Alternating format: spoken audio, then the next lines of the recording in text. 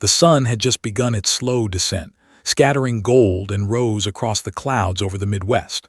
Flight 417 cut through the sky, a silver bird glinting in the fading light, gliding over cornfields that stretched like patchwork quilts below. Inside, the hum of air conditioning mingled with soft chatter, the quiet drone of engines lulling passengers into a comfortable rhythm. Some flipped through magazines, others scrolled on phones. Bobbies cried softly in the distance, quickly soothed by weary parents. Laughter bubbled quietly from a group of teenagers huddled near the back, playing cards on a fold-down tray. It was a picture of normalcy, mundane and unremarkable, a Friday evening flight, nothing extraordinary to the eye.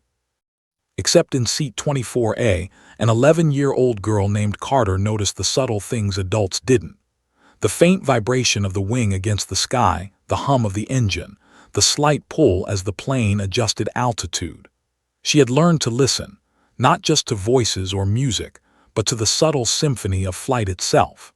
Her father had been an Air Force engineer, and even after he passed 2 years ago, his lessons echoed in her mind. She often imagined herself in the cockpit beside him, reading gauges and dials, memorizing the way machines breathed and responded. Today, she had brought her notebook, sketched small diagrams of the flight path, and was quietly taking notes about the clouds outside. Her mother, sitting next to her, thought it was just a harmless quirk. The cabin lights dimmed, as they often did during the cruising portion of flights, casting passengers in a gentle twilight. The scent of recycled air and faint coffee lingered. Flight attendants moved with practiced ease, pushing carts of snacks and drinks, exchanging smiles and polite jokes. No one noticed the subtle tremor at first, a faint, almost imperceptible vibration running through the fuselage. It was something only someone attuned to the plane would detect. Did. Her brow furrowed as she set down her pen. Something felt off, not terrifying, yet but wrong enough to grab her attention. She looked out the window at the endless sky and tilted her head, listening for the telltale hum of the engines. And then it came, a metallic bang, sharp and echoing like a gunshot muffled by distance. It reverberated through the cabin, rattling the plastic tray tables and vibrating the drink carts. A collective stir rippled among passengers. Conversation stopped mid-word. Eyes darted to the ceiling, searching for explanation. Flight attendants froze, their practiced smiles faltering. The first instinct of most people was to dismiss it. A plane is supposed to rattle sometimes, isn't it? But for trained by countless nights of simulations and bedtime lessons with her dad, this was different. She could feel it in her bones. The plane was not merely rattling. It was wounded. She looked around as if expecting someone else to see what she saw in the instruments inside her mind. No one did. Then came the second warning, a subtle lurch, almost like the plane had tripped midair. Drinks wobbled precariously on trays, a few spilling over, the sound sharp and echoing in the hushed cabin. A mother grabbed her child tightly. An elderly man muttered a prayer under his breath. His mother felt her own pulse spike, reaching instinctively to Grab's hand, but pulled slightly away, her eyes fixed toward the cockpit door. No one noticed her expression or the calm clarity behind it. Most adults were frozen by fear. She was already calculating. In her mind, she saw the gauges, the airspeed, the pressure, the angle of the wings, the engine's RPM. Something had failed. Not a full catastrophe yet, but enough to set a chain in motion. Enough to make the next moments critical. A sharp warning bell sounded, almost swallowed by the roar of the plane shifting in the sky. Passengers gasped, clinging to armrests and each other. Felt the plane tilt slightly to the left, a dangerous lean at cruising altitude. Flight attendants gripped overhead bins and seats to steady themselves. Panic was a quiet shadow at first, then it began to spread like wildfire. A teenage boy yelled, "What's happening?" The words barely had time to leave his mouth before the next shudder hit, harder this time, throwing him against the seat in front of him. "Stay calm, stay calm," one attendant tried to shout, though her own voice trembled. Another screamed into the intercom, "Cabin crew, secure the cabin. Passengers remain seated." But calm was a fragile veneer cracking under the weight of reality. Bags slid across the aisle, a soda can tipped and rolled, pinging like a warning bell. Somewhere near the back, someone cried out, and the echo of fear seemed to resonate with the very walls of the plane. His mother grabbed her once more, pulling her close. "It's okay," she whispered, though her voice broke. "We'll be fine, it's fine." Fingers dug into her mother's hand, not out of fear, but to anchor herself. Her mind was racing, cataloging everything she had learned. Engine failure procedures, the critical checklists, the stalling dynamics. She knew what most adults didn't. And she knew that if the pilots missed just one key step, the next 10 minutes could decide life or death for everyone on board. The overhead lights flickered as if echoing the rising tension. The hum of the single-functioning engine was louder now, irregular, almost frantic. Oxygen masks had not yet deployed, but the pressure in the cabin felt uneven. Could sense the subtle change in air currents, the slight dip in altitude, the tension in the metal beneath her. Her stomach tightened, not with fear but recognition. She knew this scenario. She had practiced it 1,000 times in her mind. A sudden shudder shook the plane violently. A coffee cup flew from the cart, crashing to the floor, shattering in a spray of brown liquid. Screams erupted. The pilot's voice came over the intercom, clipped, professional, but tense. "Ladies, and we're experiencing technical difficulties. Please remain seated and fasten your—" Barely heard it. Her eyes were fixed on the cockpit door, heart racing, mind already running the procedures that would follow in reality, not simulation. They might not have time. They might not get it right. She made a decision in a heartbeat that would change everything. She would have to act. She wasn't just a passenger anymore. She couldn't be. The plane tilted sharply to the right this time, throwing some passengers into the aisle. Bags tumbled. A suitcase burst open, spilling clothes like confetti across the floor. The captain's voice, now strained, came over again. "We're declaring an emergency." Panic erupted. Phones were whipped out, prayers were whispered into screens as loved ones were called. And in that maelstrom's gaze remained steady, her hands clenched in determination. She could see the fear and confusion in the eyes around her, but she could also see the chance to make a difference. She wasn't just thinking about herself, or even her mother. She was thinking about 283 lives suspended above the earth, caught in a fragile bubble of metal and air. Her father's lessons surged through her memory like a lifeline. She knew what she had to do. And then, just as the plane shuddered again, the world seemed to pause. The metallic smell of overheating circuits filled the cabin. The lights flickered dangerously. Outside, the sky was a serene blue, mocking the chaos inside. Took a deep breath, feeling a calm settle over her, a clarity born of preparation, fear, and instinct. She glanced at her mother one last time before standing, small but resolute. The passengers around her were screaming. Flight attendants were shouting. And up front, the pilots were battling to stabilize a plane that could kill them all in the next heartbeat. Carter, 11 years old, stepped forward. And the first moments of heroism were about to begin. The metallic groan of the plane echoed through the cabin again, louder this time, reverberating in passengers' bones.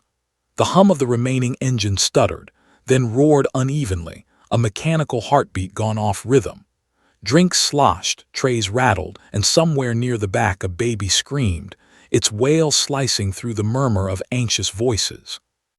Passengers had begun to realize this wasn't a routine bump. A few tried to stay calm, forcing smiles for children or whispering reassurances, but the tremor in their own voices betrayed them. Faces turned pale, eyes wide, fingers clutching armrests, loved ones. The older man near the window muttered prayers he hadn't uttered since youth, closing his eyes tight against the noise, the fear, the unknown. Carter's mother wrapped an arm around her, trembling. "It's going to be okay, just stay calm," but didn't reply. Her eyes scanned the cabin, taking in every micro-expression, every subtle reaction. She noted the tension in the flight attendant's shoulders, the way one teenage boy kept gripping his phone like a lifeline. She heard the whispered panic as a woman muttered to her husband, Are we going to die?" His pulse raced, but she wasn't scared. Not exactly. Her mind was already calculating. Every tremor, every vibration, every alarm was data. The plane's movements told a story, a narrative of failing hydraulics, of one engine gone silent, of a delicate equilibrium about to break. And she knew, because of the hours spent with her father, that the adults around her might not fully understand the danger. The plane jolted violently again, throwing a tray of drinks to the floor, shattering glasses and spraying coffee across the aisle. Screams erupted in a chorus of terror. Grabbed her mother's arm, not to cling for comfort but to steady herself. "It's okay," she whispered, though the words were meant more for herself than for her mother. Around her, chaos was mounting. Flight attendants struggled to maintain order, their voices rising above the shouts and cries. "Remain seated, secure your belts," one yelled, her tone strained and shaky. Bags shifted in the overhead bins, some falling to the aisle with a heavy thud. A teenager panicked, jumping to help retrieve a rolling suitcase, only to be thrown backward by another shutter. Panic was contagious. Fear had become a living entity, crawling through the aisles, wrapping around hearts like a vice. Watched it all with unflinching eyes. Most people had no idea what was happening, didn't understand the intricacies of flight, didn't know what a partial engine failure at cruising altitude could do. But she did. Her father's lessons were alive in her memory. How planes behaved when one engine went silent, the delicate balance required to maintain lift, the difference between a controlled descent and a catastrophic stall. And she noticed something alarming. The flight attendants, though skilled and experienced, were following protocol for turbulence, not engine failure. The signs she could read in her mind, the subtle deviations in tilt and airspeed, suggested that the plane could tip into a dangerous stall if not corrected soon. Most adults wouldn't see it yet, but could. A mother screamed as her child was jolted against the strap. The child's sobs pierced the tense air, adding to the cacophony of panic. His gaze moved to the cockpit door. Through the narrow window she could just make out shadows, the pilots fighting controls, faces tense, hands gripping yokes and throttles. They were professionals.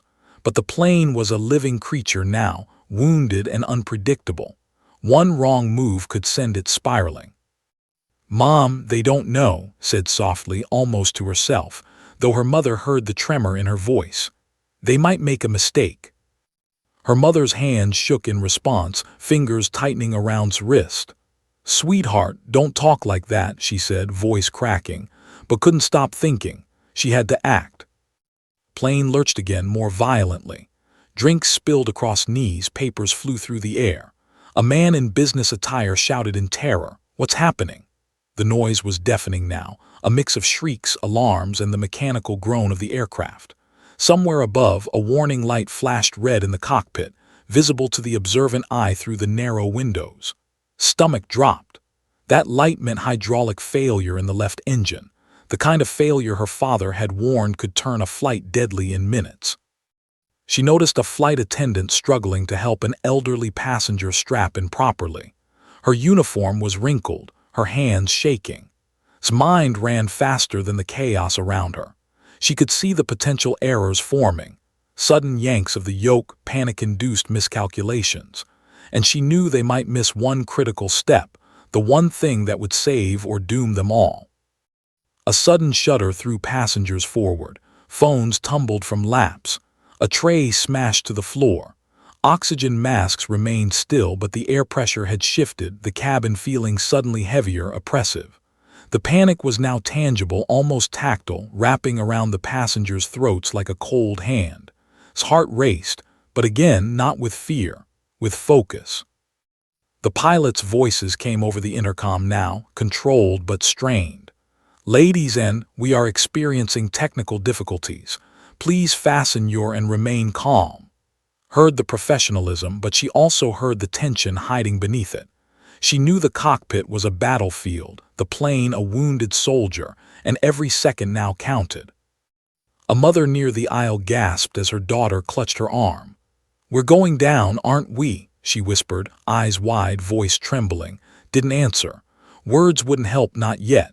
She needed to assess, calculate, understand the next moves. The plane tilted sharply again, a hard roll to the right. Passengers were thrown into their seats, some hitting the overhead bins. Stomach lurched, not with fear but with recognition of the mechanics. The plane was losing balance, and the next tilt could tip it into a stall if not corrected. She scanned the cabin quickly. Bags scattered across the aisle. Children cried. Flight attendants were shouting, trying to manage chaos they weren't trained for at this moment. Eyes landed on a young attendant struggling to make her way to the cockpit intercom. She had to reach the pilots, had to relay the critical intervention that might save the aircraft, but she might not realize what exactly to say. Felt a strange calm descend over her amidst the chaos, the clarity born of preparation and instinct. This was her moment. She had learned the emergency procedures from her father. She knew the signs, the risks, the exact steps that could prevent disaster, and no one else seemed to understand it, not yet. The plane shuddered violently once more. Passengers screamed. Luggage tumbled. A mother whispered prayers over her child. The roar of the engine was uneven now, strained. Stood up slowly, feeling every eye on her turn in confusion and fear. She didn't hesitate. She moved toward the aisle, toward the flight attendant she had noticed struggling with the intercom. "Please," said firmly, voice calm and commanding despite her small size. "You have to tell the captain. Now, don't. The plane will stall." The attendant froze. Her hands trembled on the intercom, unsure if she had heard right. A child, an 11-year-old girl, was telling her how to fly a plane, but the look in his eyes was unshakable. There was knowledge there. There was urgency. There was truth. The plane tilted again, violently, throwing a soda cart sideways. The aisle filled with scattered luggage. A passenger yelled, "Someone help!" But's voice rose above it, clear and unwavering. "The plane will stall. Tell the captain now." The flight attendant's hand quivered over the intercom. She glanced at again. The girl wasn't panicking. She wasn't screaming. She was instructing. And in that moment the adult realized the girl might know something vital. The plane lurched yet again, sharper this time, dipping slightly. Passengers gasped. Oxygen masks still hung unused. The metallic smell of machinery burning lightly drifted into the cabin. The panic in the cabin reached a fever pitch. Everyone's fate depended on what came next, on the next choice, the next action. Small voice echoed in the corridor, "Tell them now." The flight attendant's finger hovered over the button. One press, one message, one moment that could change everything. And then the cabin fell into an almost surreal silence, the kind that comes just before disaster strikes or salvation arrives. Carter had never considered herself a hero. Most children her age worried about school, video games, or the next soccer practice. But at this moment, seated in a trembling aluminum tube hurtling 35,000 feet above the Midwest, his mind was wired differently. She was listening, watching, calculating. Her father had been the kind of man who saw life in gears and pulleys, in dials and numbers. Before he passed, he had spent countless nights teaching about the inner workings of machines, about how airplanes responded to failure, about how a calm mind could save lives when panic threatened to overtake reason. He had taught her the theory behind stalls, hydraulic failures, engine malfunctions, and emergency checklists, an education most adults would never touch, let alone an 11-year-old girl. Now every lesson from her father surged into her consciousness like a torrent. The metallic bang, the shudder, the uneven hum of the surviving engine, recognized it all. This wasn't turbulence. This wasn't a minor malfunction. This was critical engine failure, and it was happening right now. The plane tilted sharply and a collective gasp rippled through the cabin. His mother clutched her arm, shaking. I can't breathe," she whispered, her face pale. Heart went out to her mother, but she didn't falter. Fear could wait, lives couldn't. Remembered the simulations her father had made her run countless times. He had shown her videos of planes losing engines, the rapid descent, the rising panic, the final critical steps that could save, or end, everything. Most adults couldn't remember the order of steps under normal conditions, let alone under life-or-death pressure. His mind, trained through repetition, could. Her gaze darted to the flight attendant struggling to reach the intercom. She saw the woman hesitate, torn between protocol and the chaos surrounding her. His voice rose, firm and unwavering. "You have to tell the captain what's happening. They're about to." The attendant froze, eyes wide. "A child, what are you saying?" "The plane will stall," shouted louder now. "They don't know. They need to stabilize airspeed and adjust the pitch." The attendant's finger hovered over the intercom button. Something in his tone, her certainty, her calm amidst panic, made the woman press it. The message crackled through the cockpit intercom. Gaze sharpened. The pilots froze mid-action as her words echoed through the cabin. The co-pilot muttered under his breath, "Did a child just?" The captain's eyes narrowed, scanning the instruments, then back to the intercom. "Repeat," the captain barked, voice tight but professional. The attendant relayed instructions verbatim, and the captain stiffened. His eyes flicked to the dials, gauges, and altimeter. Then, slowly, recognition dawned. The girl's words matched the critical emergency protocol from a rarely used manual, the one procedure most pilots had only read once in their careers. Sat back slightly, watching as her instructions, unwittingly transmitted by an adult, made their way into the cockpit. Her hands trembled, not with fear but with adrenaline, her body alive with the knowledge that every second now counted. The plane lurched again, more violently than before. Oxygen masks had not yet deployed, but passengers were gripping each other, eyes wide with terror. Children screamed, babies cried. The roar of the malfunctioning engine was deafening, a harsh symphony of stress and danger. And yet amid the chaos, mind remained methodical. She noted each tilt, each vibration, each sound. She could predict the plane's next movement almost instinctively, like a musician reading a score. The captain adjusted the yoke carefully, guided by his instructions. The plane stabilized slightly, a small miracle in the midst of turmoil. His eyes tracked the subtle changes in airspeed, the minor corrections of the wing flaps, the throttling adjustments of the remaining engine. She felt a strange sense of authority, though she was just a child, just a passenger, just a voice in a storm of panic. Her thoughts drifted briefly to her father, and she whispered his favorite phrase under her breath. "Observe first, act precisely, never panic." The words were more than advice, they were survival. She closed her eyes for a fraction of a second and felt the plane respond, almost like it recognized her determination. Passengers began to notice the slight change, though they couldn't understand why. The violent jerks lessened. The sudden dips in altitude softened. The cabin hummed with nervous energy. The difference was subtle but tangible. His voice, carried through the intercom by the attendant, had guided the pilot's hands. She noticed small miracles everywhere in the cabin. A mother soothed her crying child. A teenager stopped panicking and gripped the seat in front with newfound determination. Flight attendants moved more efficiently, stabilizing the aisles. And above it all, the plane, wounded and groaning, responded. But the danger wasn't over. Knew that. One misstep, one failure to follow procedure, and all of the progress could unravel in an instant. She could feel it, a subtle change in the engine's vibration, a flicker in the warning lights. It was a countdown she could read if she stayed sharp. She scanned the cabin again, noticing the smallest details. The elderly man near the window gripping his armrest with white knuckles. A young couple holding hands so tightly their knuckles were pale. The flight attendant struggling to maintain composure. Every face told a story of fear, hope, and survival. Every small action mattered. His mother leaned close. "You shouldn't be doing this," she whispered, panic edging her voice.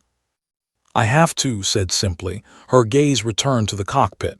"They're listening, they need me, I can help." The captain's voice came again over the intercom, steady but tense. Stabilizing, adjusting, following procedure. His heart raced. Each word confirmed that her knowledge had bridged the gap between life and death. She had taken a step beyond being a passenger. She had become a part of the flight crew, a silent guardian in the chaos. The plane tilted again, a sudden dip sending luggage sliding down the aisles. Screams erupted but remained focused. She noted the angle of descent, the speed, the slight yawing to the left.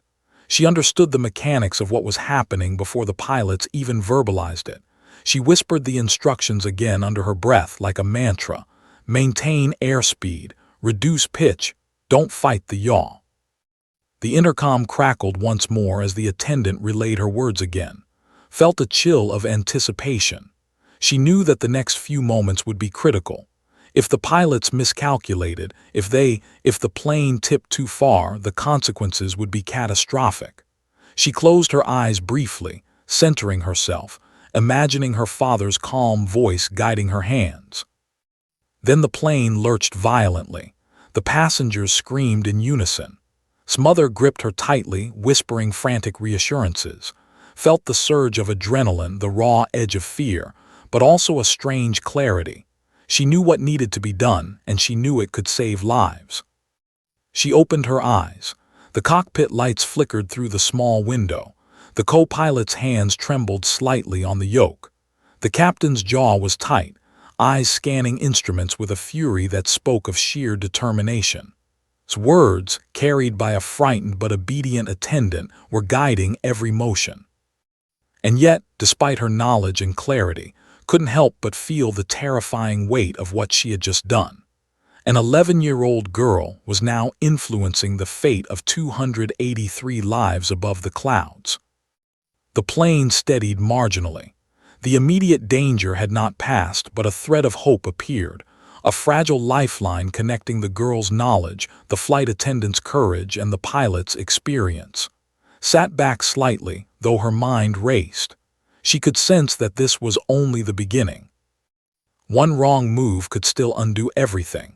1 second of hesitation, one misread gauge, and the serene blue sky outside would become a battlefield. His eyes returned to the cockpit window. Her small hands clenched in anticipation, ready to repeat the instructions if necessary. Every heartbeat was a countdown. Every shudder of the plane was a warning. Every scream from the cabin a reminder of what was at stake. The passengers had no idea what was happening. They saw chaos, fear, uncertainty.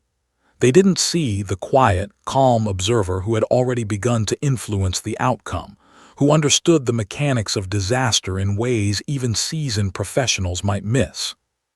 And as the plane continued its perilous glide through the sky, knew one undeniable truth. This was her moment. She couldn't hesitate. She couldn't panic. She had to act. The silence before the next warning bell was almost unbearable. The next decision, the next action, would define whether they all lived or died.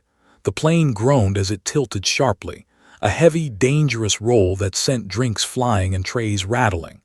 Oxygen masks still hung untouched, dangling like a silent promise that catastrophe was imminent. Screams echoed down the aisles, a chorus of terror from the passengers who had no idea the worst was just beginning, or that salvation was now standing among them. Carter, 11 years old, rose from her seat with purpose. She had unbuckled her despite the chaos, her small frame moving with a determination that drew glances of confusion and disbelief from nearby passengers. A woman with wide, terrified eyes whispered, "She's crazy," but didn't hear it. Her mind was a laser-focused engine of calculation and instinct, honed by years of watching, memorizing, and practicing what no child should ever need to know. The flight attendant she had noticed earlier struggled to move down the aisle, her uniform wrinkled, hands shaking as she tried to maintain control. His voice rang out clearly, cutting through the cacophony. "You have to tell the captain," she shouted, urgency in every syllable.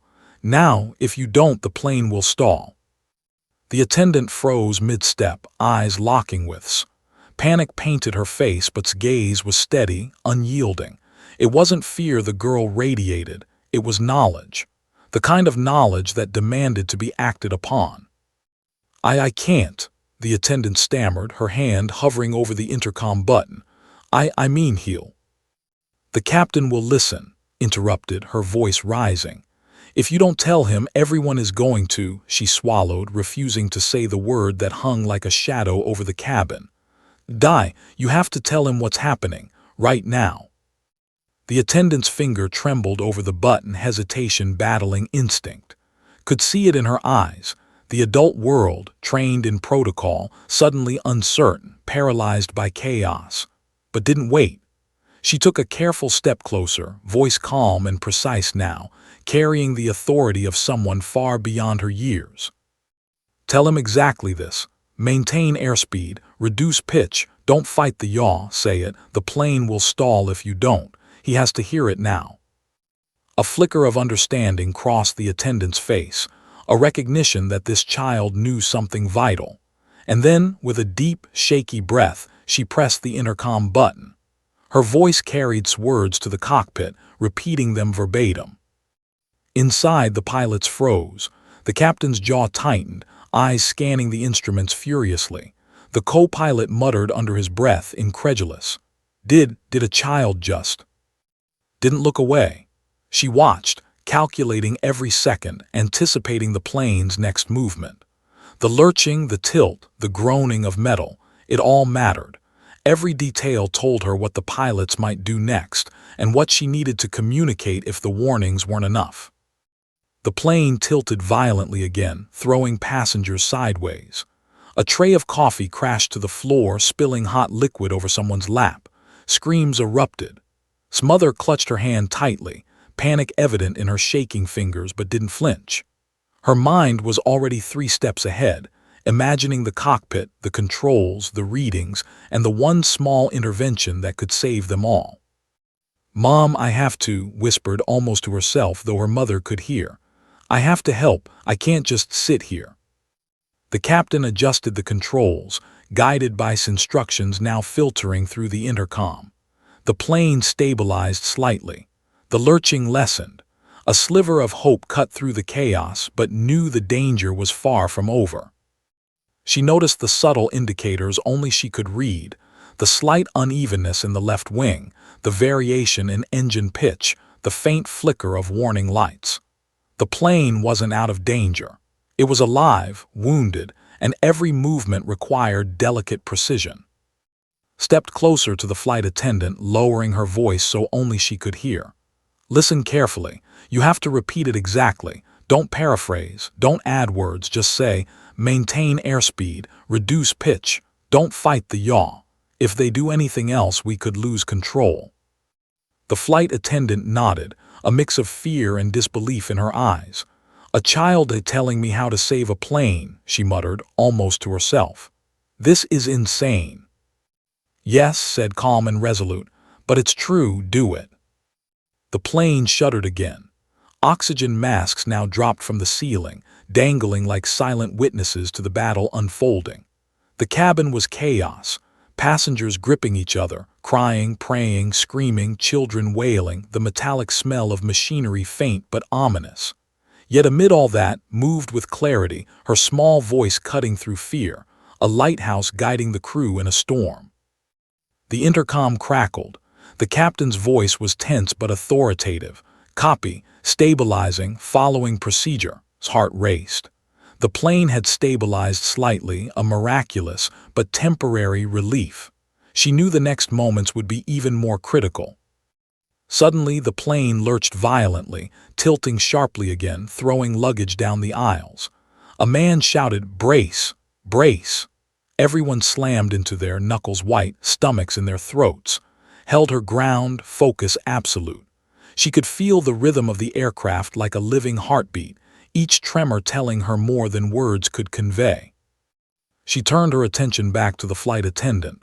"Keep repeating it, don't stop. He has to follow exactly what I say. Airspeed, pitch, yaw."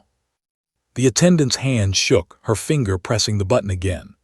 Instructions flowed through the intercom like a lifeline, calm, precise, urgent.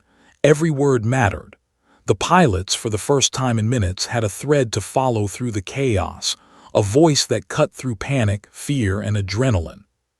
Smother watched, wide-eyed, fear mingled with awe. "I can't believe you're helping," she whispered. "I have to," replied simply.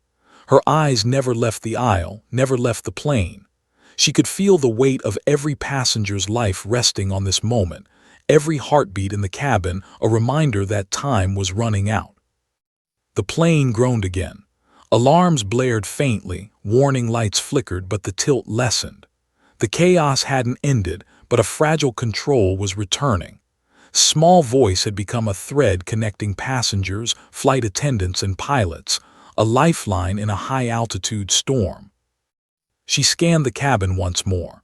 A young boy gripped his mother's arm, eyes wide with terror. An elderly woman whispered prayers she hadn't spoken in decades. Flight attendants moved with tense efficiency, stabilizing carts, calming passengers. Every second mattered. And through it all understood the truth. Knowledge alone wasn't enough. Timing, precision, clarity, these were the tools that could save them. She had the knowledge. Now she had to make sure it was applied perfectly. The plane tilted again, less violently this time. A faint cheer rose from the back, an instinctive relief from passengers who didn't fully understand why. Eyes stayed fixed on the cockpit window. The co-pilot's hands trembled, the captain's jaw tightened. But for the first time there was a rhythm, a pattern forming. The plane was responding. Whispered again under her breath, repeating the instructions as a mantra. Maintain airspeed, reduce pitch, don't fight the yaw. The words were more than instructions, they were survival. The flight attendant relayed them once more over the intercom. The pilots adjusted. The plane leveled slightly.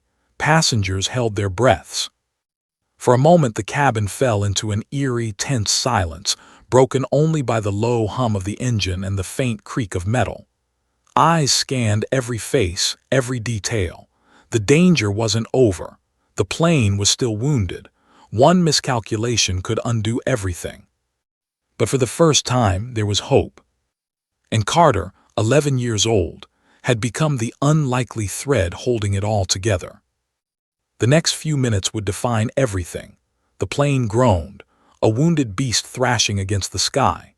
Its single-functioning engine strained with every passing second, producing a low, uneven hum that vibrated through the cabin. The fuselage shuddered violently, and the tilted wings threw passengers into the arms of their, screaming filling the aisles like a storm breaking through calm. Inside the cockpit, the captain's hands gripped the yoke until his knuckles whitened. His co-pilot's face was pale, sweat streaming down his temple as he fought to maintain control. Every gauge told a different story. Every warning light blinked with urgent insistence, and the subtle vibrations of the plane beneath their fingertips were impossible to ignore. Then the intercom crackled.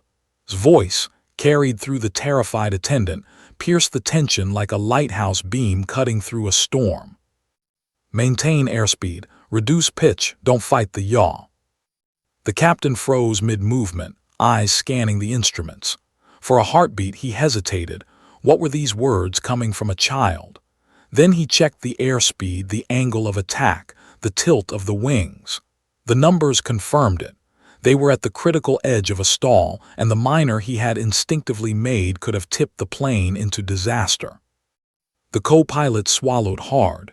"She's right," he muttered under his breath. The captain's jaw clenched. Every second now counted. Outside, the sky was serene, the clouds painted in gold by the setting sun. It mocked the chaos inside, a perfect calm that offered no clues to the danger lurking just beneath the aluminum skin. The plane tilted again, hard, and alarm screamed as the metallic creature flexed its wounded wings. Sat in her seat, small hands clenched, her mind racing. She could see it in her mental simulation. If they reacted instinctively to the tilt instead of following protocol, the plane could stall and there would be no recovery. She whispered again, almost as if speaking directly to the pilots. "Keep it steady. Don't fight it. Let it glide. Control the speed. You can do this." The attendant relayed the instructions again, voice shaky but obedient. Watched the cockpit through the small window, heart hammering. The pilots adjusted slightly, following the precise steps her father had drilled into her memory. Airspeed stabilized. Pitch corrected. Yaw normalized.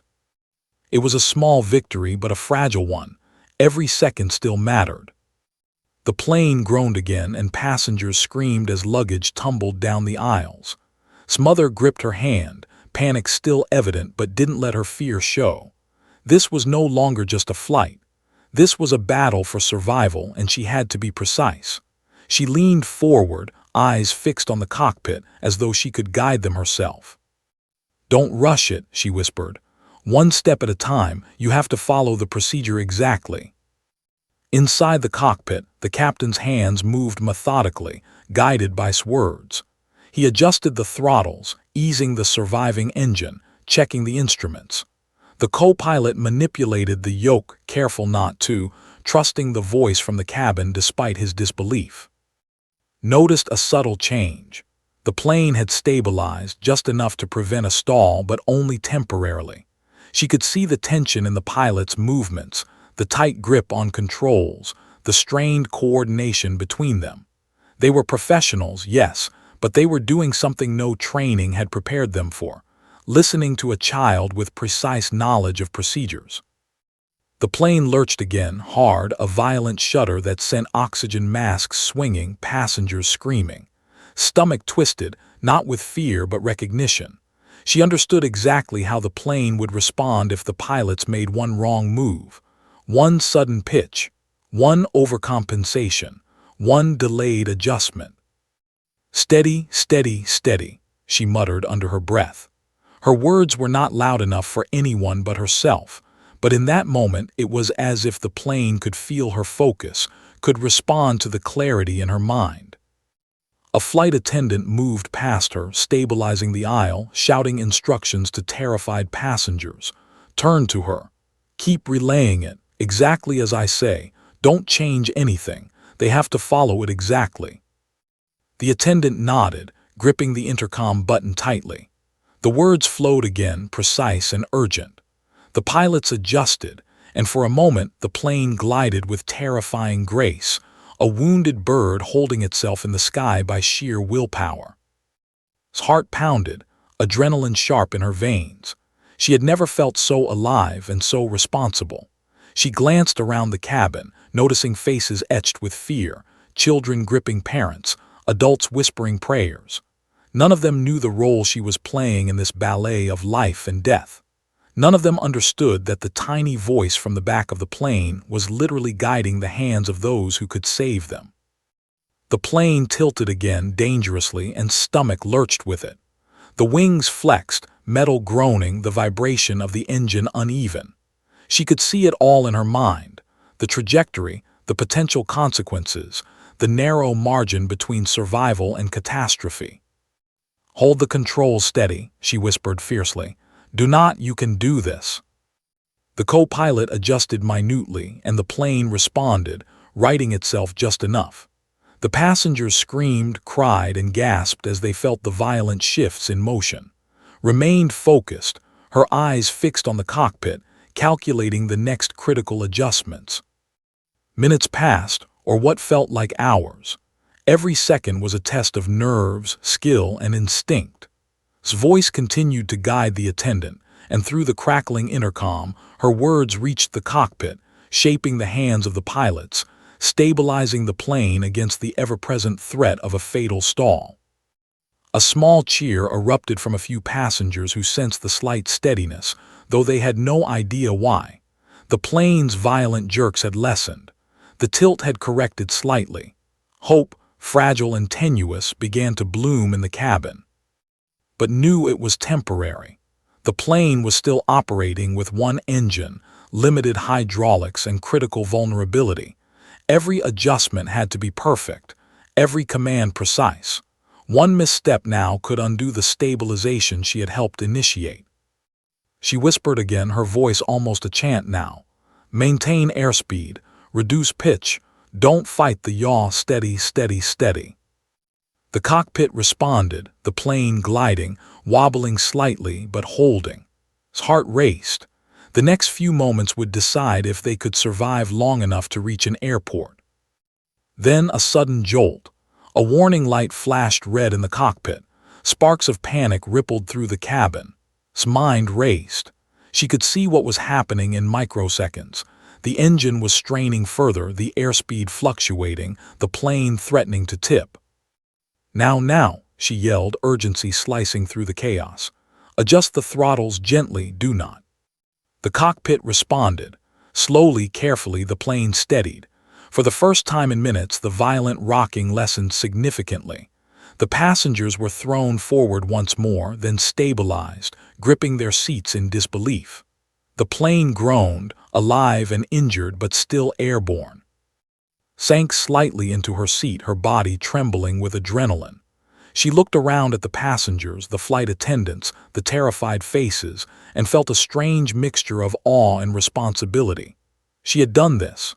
She had guided the hands of professionals, steadied a plane, and saved lives, though none of them knew it yet. Her mother held her tightly, tears streaming down her face. I don't know how," she whispered, voice broken with relief and fear. Shook her head, trying to steady herself. "We're not out of danger yet," she said, her voice calm, precise. "The plane is stable for now, but we have to keep it that way. One wrong move and it could all go wrong." The pilots, unaware of the full extent of her involvement, continued their careful adjustments. But she had seen the difference her instructions had made. She had become a silent force of guidance in a situation no one had ever prepared for, a child with knowledge that could prevent disaster. The cabin remained tense. Passengers whispered prayers, clung to loved ones, and watched in awe as the wounded plane glided through the sky, slowly stabilizing. Sat back slightly, exhausted but focused, knowing that while this moment had been survived, the real test, the landing, was yet to come. And in that suspended moment above the clouds, a single truth was clear. Sometimes, the difference between life and death is a voice no one expects to hear. The first glimmer of the airport appeared far below, a patchwork of lights glowing dimly against the darkening landscape. From 35,000 feet, it looked calm, orderly, almost impossible to reconcile with the chaos inside Flight 417. The plane's wounded engine whined, the vibrations reverberating through the cabin, reminding every passenger that survival was still a fragile thread. Carter's eyes were wide, scanning the cabin. Faces were pale, knuckles white around, children clinging desperately to parents, adults whispering prayers they hadn't spoken in decades. Oxygen masks still dangled, some untouched, as if fate itself had held them suspended until the right moment. Small hands were clenched in her lap, trembling, not with fear but with adrenaline and concentration. The plane lurched violently, pitching slightly to the left. The remaining engine whined, straining under the pressure of descent. The co-pilot swore under his breath, adjusting the yoke with precise micro-movements. The captain's jaw was tight, eyes scanning dials, gauges, altimeters. Both men had decades of experience, yet now they were guided by the voice of an 11-year-old girl.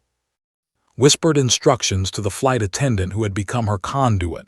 Maintain airspeed, reduce pitch, small adjustments, steady, steady.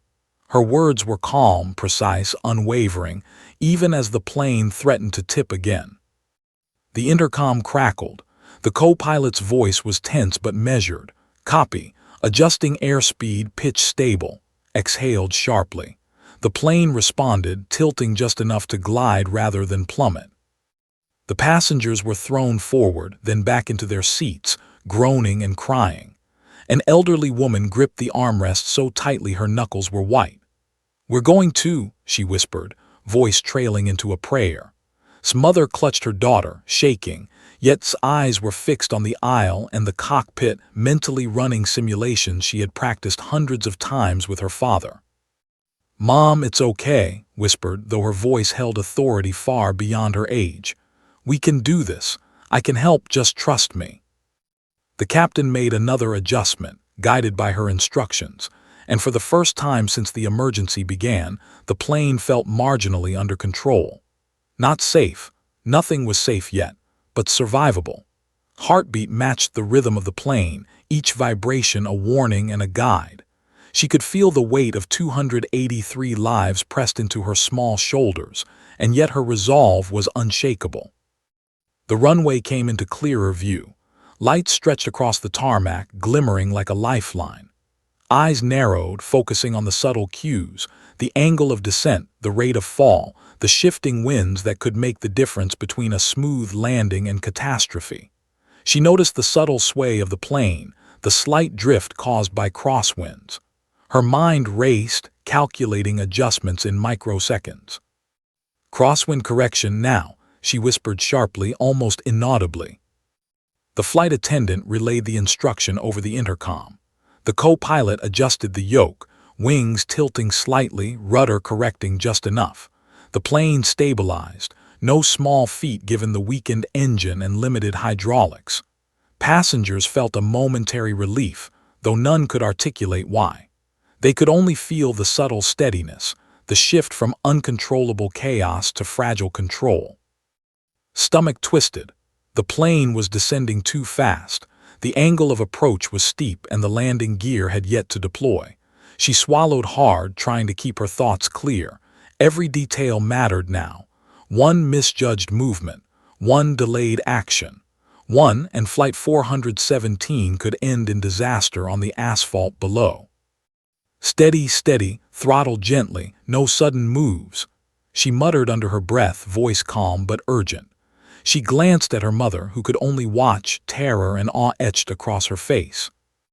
Passengers gripped their seats, eyes wide, bracing for impact. The plane shuddered again. A soda can rolled down the aisle, clanging against a fallen tray. Oxygen masks swung, some tangled in the chaos. Screams erupted from every row. Ignored it all, her mind fixed on the cockpit. The co-pilot spoke over the intercom, tension lacing his words. "Gear not deployed, stabilizing for approach, runway in sight." His eyes narrowed at the flicker of red on the instrument panel. The landing gear, if delayed any further, could compromise the touchdown. She leaned forward, small but determined. "Now, lower the landing gear, slow the descent slightly." The flight attendant relayed the instructions. The captain's hands moved quickly, deploying the landing gear. Sparks of friction hissed faintly as the wheels emerged, trembling under the strain. The plane's descent slowed slightly, but the approach was still perilous. Stomach clenched. They were running out of runway, out of time, out of room for error. The passengers were pressed into their seats, children crying, adults gripping tightly, bracing for impact. A man whispered frantic prayers. A mother whispered lullabies to her frightened child. The cabin smelled faintly of coffee and fear, the metallic tang of machinery burning lightly in the air. His focus never wavered. She calculated the final adjustments: airspeed, pitch, crosswind, throttle. Every second mattered. Every breath mattered. Every word she whispered could tip the balance between life and death. The plane lurched again, dangerously. His mother gasped, holding her daughter. "Please." "Steady," whispered voice, almost a command. "We can do this. We have to do this." The co-pilot adjusted the controls again, following her guidance relayed through the attendant. The plane stabilized slightly, wings level. The runway grew larger in their view, a ribbon of light against darkness. Eyes flitted to the instruments, tracking the approach, the alignment, the speed. She saw the slightest deviation, calculated the correction, and whispered it once more. "Throttle gently, maintain glide, do not." The plane responded. The violent shaking lessened. Passengers felt the difference, though they could not see the subtle guidance behind it. They clutched each other, eyes wide, hearts hammering. The plane shuddered, then leveled. Its heartbeat synchronized with the plane's rhythm. Every movement mattered. Every decision could tip the outcome. The landing gear touched the runway, hard, loud, a violent impact that threw passengers forward in their seats. The tires screeched against asphalt, friction and heat producing sparks that danced along the tarmac. A collective scream of relief and terror filled the cabin. The plane skidded slightly but remained intact, the pilots battling to maintain control as the damaged aircraft raced down the runway. Clutched her mother's hand, tears streaming, adrenaline surging. "Keep it steady, almost there," she whispered, voice trembling with the tension of the final seconds. The plane slowed gradually, friction and careful adjustments bringing it to a stop. Smoke rose faintly from the tires, alarms still blaring in the cabin, but they were alive. Every single passenger, 283 lives, had survived. A stunned silence followed. Passengers stared around at each other, disbelief etched into every face. Bobbies cried softly, adults sobbed quietly, and flight attendants slumped, exhausted.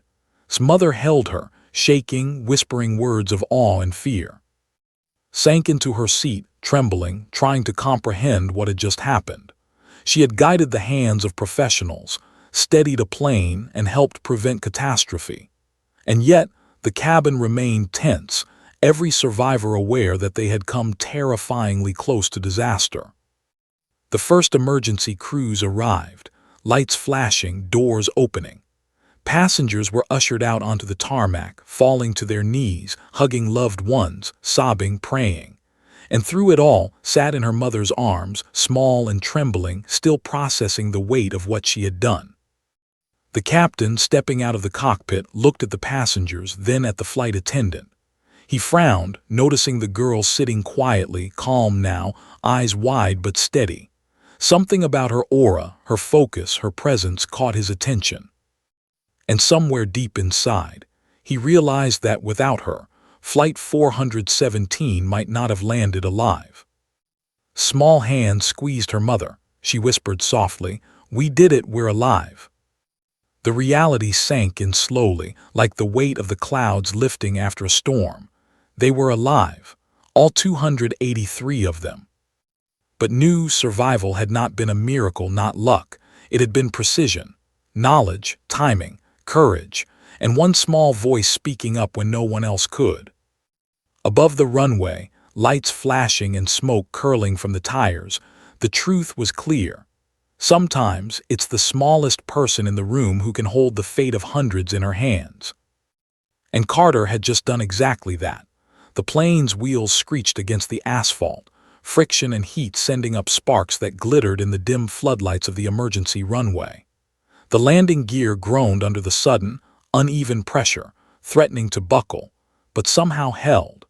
The aircraft shuddered violently with every inch it moved along the tarmac, dragging its damaged wing through the last invisible resistance of gravity and momentum. Inside, passengers were hurled forward, slamming into an armrests. Glasses shattered, luggage tumbled from overhead bins, and cries of terror rang out across the cabin. Some passengers bit their hands, trying not to scream. Others clung desperately to loved ones, praying, shaking, weeping. It was chaos, but it was also survival. The thin, fragile line between life and death now stretched out beneath their feet. Carter's small body jolted forward, but her hands clutched her mother's tightly. Her mind was still alive, still racing, even as adrenaline began to ebb and leave behind exhaustion so deep it threatened to collapse her. Her eyes flicked to the cockpit, where she could see the captain and co-pilot, tense and pale, hands still shaking on the controls.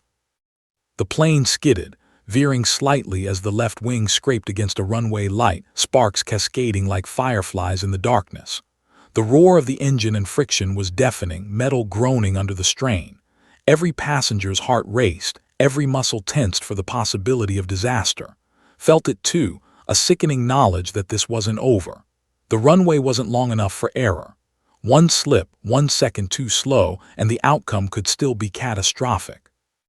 The captain adjusted the yoke carefully, coaxing the aircraft forward. The co-pilot manipulated the brakes, easing the plane's momentum gradually. The emergency lights flickered through the cabin, painting faces in harsh reds and oranges.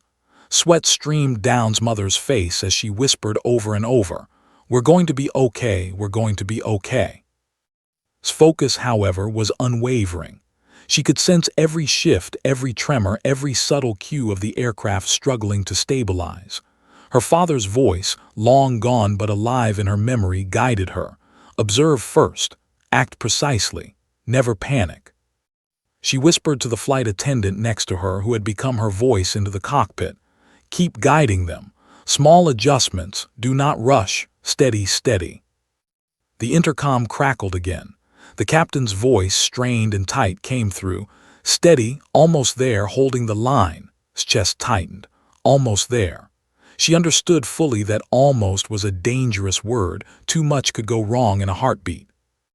Outside, emergency crews waited, lights flashing, trucks and ambulances poised to intervene if the landing failed. But for the moment, the only thing keeping the plane in motion was the pilot's skill and guidance relayed through the trembling flight attendant. The plane groaned as it continued its skid down the runway. Sparks flew from the tires, and smoke began curling along the tarmac. Passengers braced themselves against their eyes wide, knuckles white. Some whispered final prayers. Others wept quietly, unable to process the chaos that had just unfolded around them. Could feel the vibrations through the metal, the tension of every system holding, the fragile balance that separated survival from disaster. She whispered again, softly, "Steady, throttle, glide, you can do this." The aircraft lurched, then stabilized slightly. The captain adjusted the yoke, coaxing it gently, the co-pilot working the rudder and brakes with meticulous precision. The plane's forward momentum slowed gradually, tires screeching, sparks scattering, the wounded bird limping toward safety. In the cabin, passengers began to notice a small shift. The violent jerking lessened, and a sense of cautious hope rippled through the rows. A woman whispered, "I think we're going to make it." A teenager sobbed into his mother's shoulder. Children clung tightly to parents, their crying muffled by relief and lingering fear. His mother held her close, trembling. You saved us," she whispered, tears streaming down her face. "I don't know how, but you did." Shook her head, her eyes still on the cockpit. "We're not done yet," she said softly. "The plane has to stop completely. We can't celebrate until it does." The remaining length of runway passed under the plane's tires. The sparks began to lessen. The screech of metal on asphalt softened as friction slowed the aircraft. Emergency lights reflected off the fuselage, painting red and gold streaks along the windows. The plane shuddered one final time, a long, groaning vibration through the fuselage. Then, miracle or calculation, it was hard to tell, the aircraft came to a full stop. Silence descended almost immediately, broken only by ragged breaths, whispered prayers, and the faint hiss of the engines cooling. Passengers remained frozen in disbelief. Some sat in their seats, still gripping armrests. Others turned to embrace loved ones, crying openly. A mother held her child so tightly she seemed afraid to breathe. An elderly man wept quietly, staring at the ceiling as if he had never believed he would see another sunrise. Sank back into her seat, trembling, exhausted beyond measure. Her small body shook with adrenaline and relief, tears streaking down her cheeks. She had done it. She had guided a plane carrying 283 lives to safety, and yet in her heart she knew the moment was only beginning. Flight attendants moved quickly now, checking passengers, ensuring no one was injured. A few minor scrapes, bruises, and shock miracles, considering the chaos of the landing. Small voice guided them still, calm and precise. "Check everyone, don't panic, move carefully." The captain emerged from the cockpit, his face pale, jaw tight, exhaustion etched into every line. He glanced at the cabin, at passengers and crew, at the child who had somehow become their guardian angel. His eyes met through the aisle, and for a moment, time seemed to freeze. He opened his mouth, started to speak, then hesitated. The disbelief was evident in his eyes. This girl, this child, had influenced the outcome of a high-altitude, near-catastrophic emergency landing. His entire career, every protocol he had memorized had not prepared him for this. Yet somehow, she had made the difference. His mother wrapped her arms around her daughter, holding her tight. "You saved us," she whispered, voice trembling. I can't believe it, you actually saved us." Shook her head again, exhaustion overcoming adrenaline. "We all did," she murmured. "The captain, the co-pilot, the attendants, everyone, but we had to make it this far first." Outside, emergency crews approached, floodlights illuminating the plane's battered fuselage. Sparks still rose faintly from the tires, smoke curling, but the danger had passed. Slowly, one by one, passengers began to emerge from their seats, embracing, crying, thanking the crew, and to most, the small girl who had guided them through the impossible remained seated for a moment, staring out the window at the glowing runway lights. She felt the weight of everything she had done settle upon her shoulders. 11 years old, yet she had navigated a storm of fear, chaos, and mechanical failure to ensure survival. The reality of it pressed in slowly, like the first warmth of sunlight after a long night. She had saved 283 lives, and while the world outside the cabin might never know the full story, inside, the miracle of their survival was undeniable. A flight attendant knelt beside her, voice trembling. "I don't know how to thank you. You saved all of us." Small hands squeezed the attendant. "Just stay calm, help everyone out, that's all that matters." The captain came forward finally, kneeling slightly to meet her eyes. He took a deep breath. "Young lady, I don't know your name yet, but you were incredible, absolutely incredible." Swallowed, still trembling. "I just remembered what my dad taught me. I just helped." The captain shook his head, disbelief etched on his face. "Helped? You saved us." In that moment, the plane's cabin, still trembling from its dramatic landing, filled with a collective sense of awe.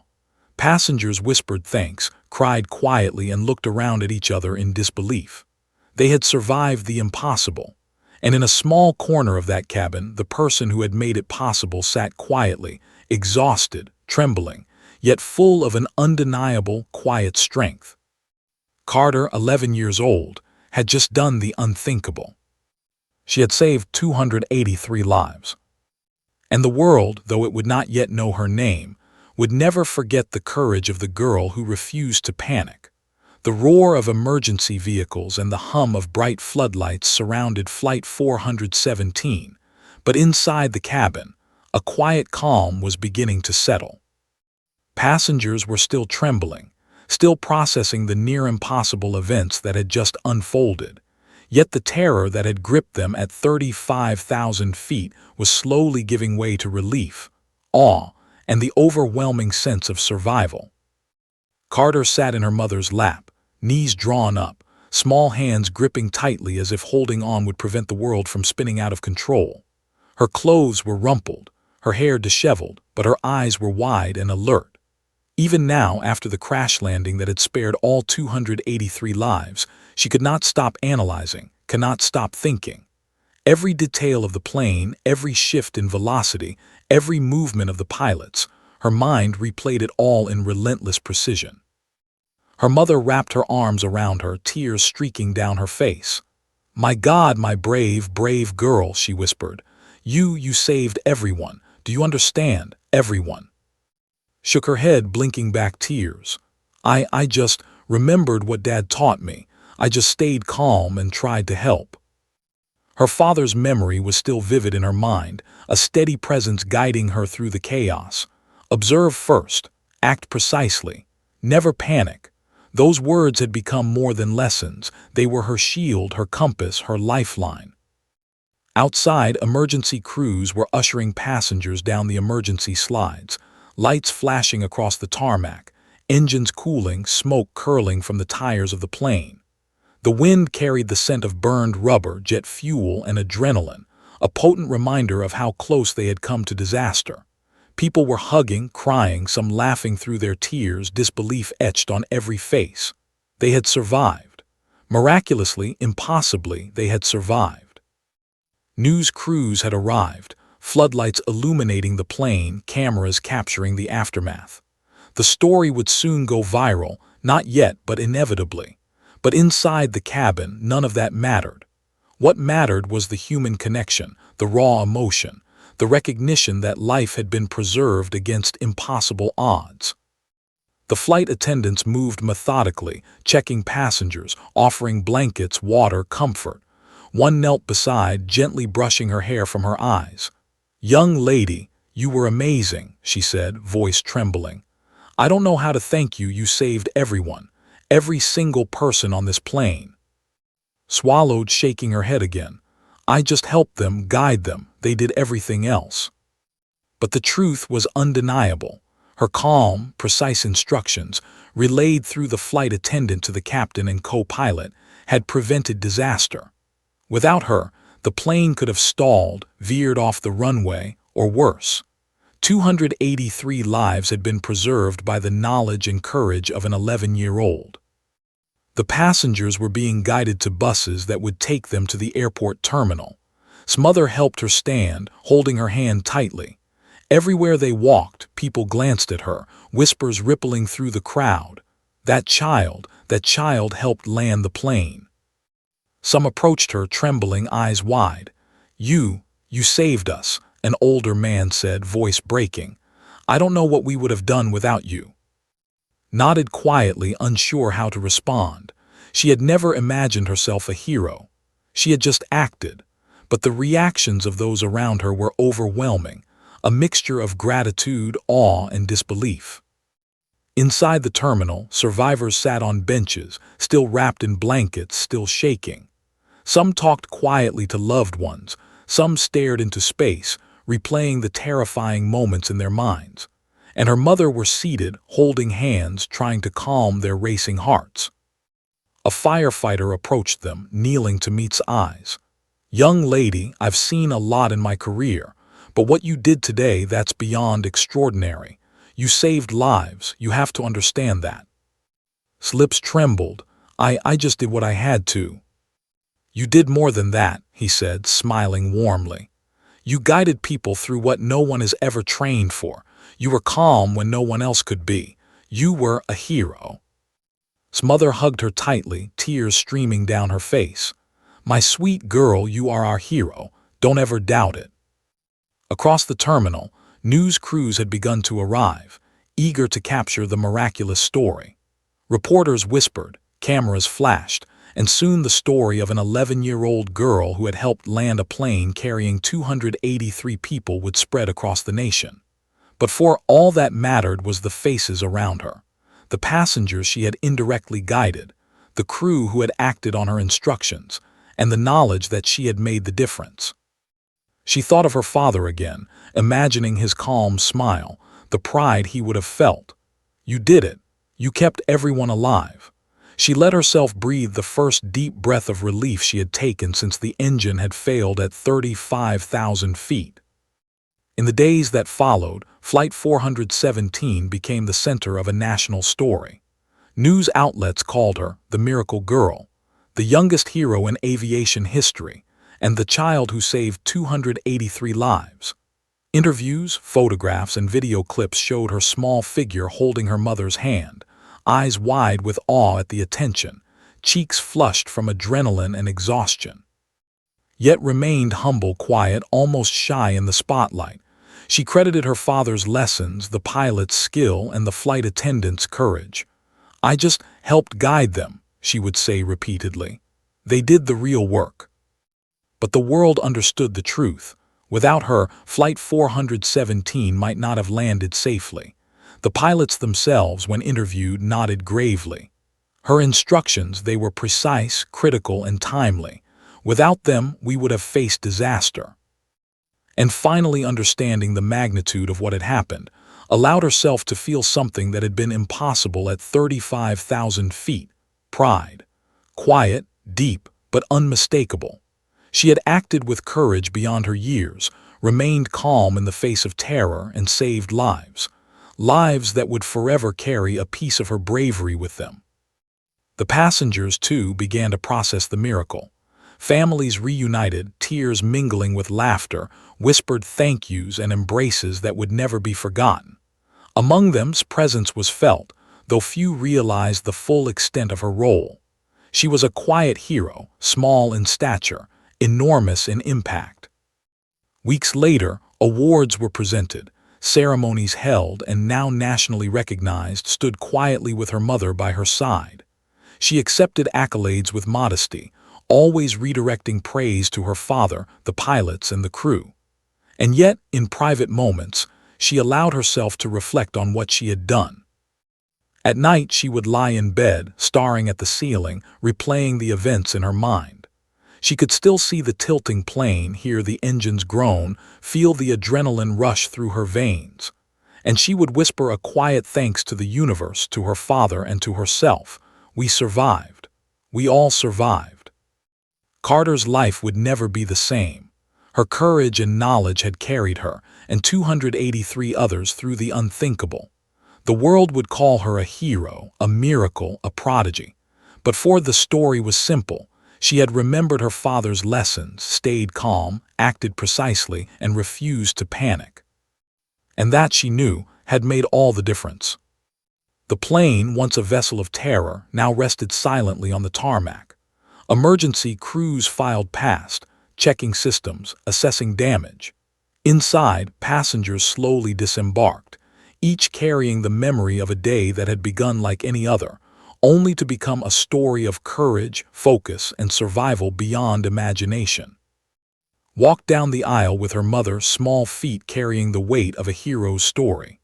She glanced once more at the cockpit, the place where knowledge, calm, and courage had collided to save lives, and she smiled faintly, exhausted but proud, knowing she had done the impossible. She had saved 283 lives. And in the hearts of those passengers, and in the pages of history that would record the story, Carter would live forever, not just as a girl who survived, but as the child who dared to act, dared to speak, and dared to save the lives of hundreds when the world held its breath.